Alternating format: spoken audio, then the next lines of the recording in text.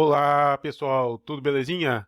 Então vamos lá, a aula de hoje vai falar sobre matemática e Python. O que podemos fazer de forma mais básica? Lembrando assim, Python é uma das linguagens que mais tem recursos na parte de matemática, mas a ideia é sempre ir construindo a fundamentação e aprofundando aos poucos, ao mesmo tempo que vamos trabalhar com exercícios para fixar esses conteúdos posteriormente. Pois bem, primeira coisa aqui, para quem está usando essa mesma ferramenta que eu, o Replit, eu ainda não tinha mostrado, mas aqui na saída a gente também pode utilizar como console de Python, ou seja, o console de Python ele te permite testar os comandos linha a linha. Vamos supor, eu vou fazer aqui um x igual a 3, tá? Print x. Ele não é tão amigável quanto a gente está vendo ali, mas quando vocês querem ver a execução de um programa passo a passo, é uma opção, tá? Aproveitando também, esse console de Python funciona não somente para essa atividade, mas também como uma calculadora de certa forma. Se eu botar aqui 34 mais 32, por exemplo, ele vai dar ali o resultado. 34 asterisco 2, também multiplicação, soma, e basicamente já estou até entrando no tópico em si da aula, que são os operadores mais simples aqui. Então, o que a gente vai trabalhar hoje? Operações matemáticas básicas. Adição, que é o símbolo tradicional. Subtração, também vai ser assim como foi ali o símbolo de mais e símbolo de menos, ok? E agora os dois são um pouquinho diferentes. A multiplicação, que em vez de ser o x é o asterisco, e divisão, que por sua vez a gente utiliza a barra ou contrabarra, depende. Alguns dizem que essa é a barra, outros dizem que é a contrabarra, eu chamo de barra, mas enfim. Vamos ver alguns exemplos só para compreender o que a gente pode fazer com isso. Primeiro, exemplo tradicional aqui, vamos supor, fazer com duas variáveis. A é 3, B é 8 e C vai ser a soma de ambos. Ok? Como eu posso fazer, vocês já sabem para saber qual é o valor de C. Print C. E Ctrl Enter, vamos rodar. Ó, rodou 11, beleza. Então já sabemos aqui, ó, adição. E agora vamos ver aqui, já temos outro exemplo para trabalhar com subtração. A é 7, B é 21 e C agora vai ser A menos... Opa! Aqui teve só um errinho. Não é um erro não, tecnicamente vai ser o mesmo valor, né? Mas só para a gente trabalhar com variáveis e ficar mais transparente. A gente às vezes está tão compenetrado digitando que quando dá o resultado já considera que aquilo está correto, tá? Então, ok, temos aqui 7, 21, vai ser 7 menos 21. Lembrando que, nesses casos, vamos ter a representação de número negativo. Então, primeiro ali não mudou, 11, só botamos a variável e tal. E o segundo ficou menos 14, ok? O que é importante já citar?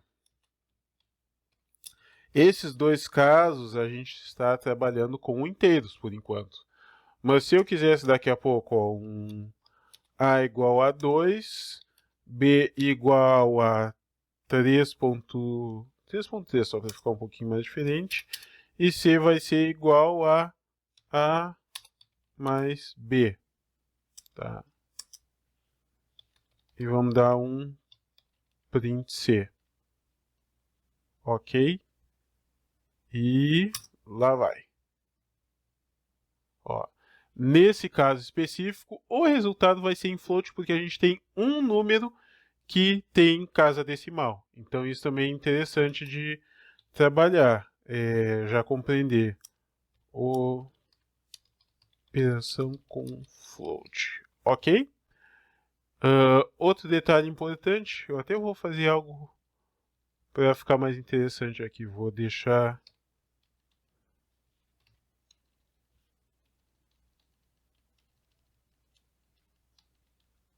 somente a operação final ali, que assim a gente vai poder notar direto as diferenças, tá? Adição, subtração, operação com float. Operação com float eu vou alterar aqui só para criar uma variável nova, D e E.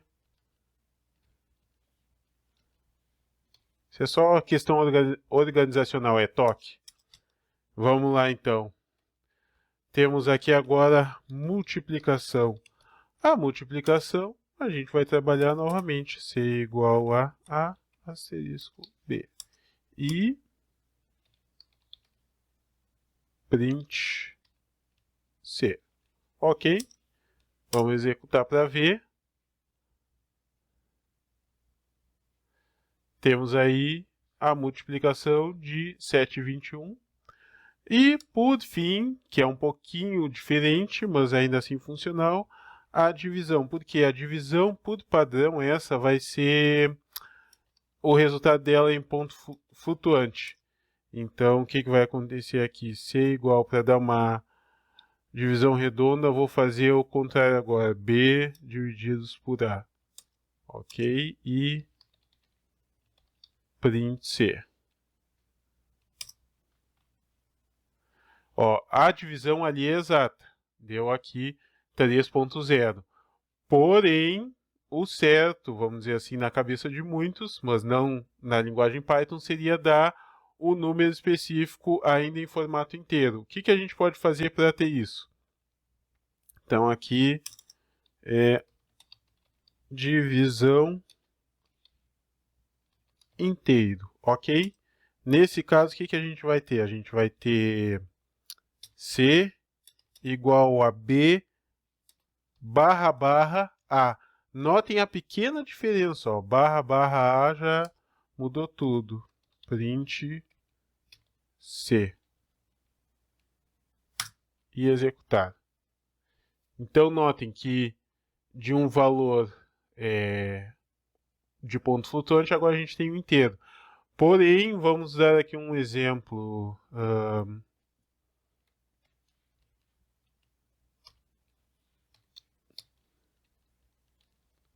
O que a gente está fazendo nesse caso? A gente já está fazendo algo um pouquinho mais complexo, porque a gente está fazendo uma soma antes da divisão. E aí, nesse caso, a gente vai ter um que vai ser quebrado, que até aqui é uma dízima periódica, um número que não termina, e outro que simplesmente ignorou, porque é uma divisão inteira, ok? Se eu bem me lembro da divisão inteira, ela desconsidera, ela não arredonda por padrão, então isso é outra coisa que tem que tomar cuidado. E, ao mesmo tempo, também a gente está fazendo aqui, tipo, por padrão, tenho essa nomenclatura sempre que eu vou utilizando com espaço entre os operadores e as variáveis, mas poderíamos fazer muito bem aqui, ó. Vou puxar lá o exemplo da adição de novo, até vou fazer aqui, ó, abaixo da adição. C igual a A mais B. Só isso. Tudo junto, mas o Python vai reconhecer como a mesma coisa. Se a gente executar aqui, vai aparecer duas vezes o mesmo resultado ali, 28, redondinho funcionando, ok? Outro detalhe importante que a gente já mostrou por cima é que a gente pode trabalhar com equações, ó. Trabalhando com equações. Vamos supor agora que eu tenha... A gente já definiu D e E, né? Já. Então, vamos definir um f que é igual a t mais e multiplicado por a menos b. O que é interessante disso? Que a gente já vê um detalhe que é similar ao que a gente normalmente está acostumado na matemática tradicional, que é a precedência de operadores. Ou seja, primeiro vai ser realizado esta operação aqui, depois esta operação aqui, terminou os parênteses, multiplica-se ambos os números, ok? E aí se eu quisesse, por exemplo, botar aqui 1 mais 4, ele seria a última operação a ser realizada, porque multiplicação tem precedência sobre soma, ok? Então vamos lá. Print f. Então com isso temos aqui, deu menos 70,2. E aí vocês podem ver que vocês podem trabalhar com equações de forma extremamente simples. Vamos supor, representar o tradicional x ao quadrado, lá você já descobriu o valor de x. Vou botar aqui de novo f, só para dar um exemplo. Vamos supor que o valor de x é 4. Aí vocês podem representar de diversas formas. Eu já vou me adiantar, mas em Python, potenciação, se bem me lembro, é asterisco, asterisco. Tem acho que o poll também, mas vamos ver o que vai dar se a gente encontra um erro até para compreender melhor. E aí a gente pode fazer mais A. Vamos ver o que vai dar isso. E um printf aqui. Opa, printf.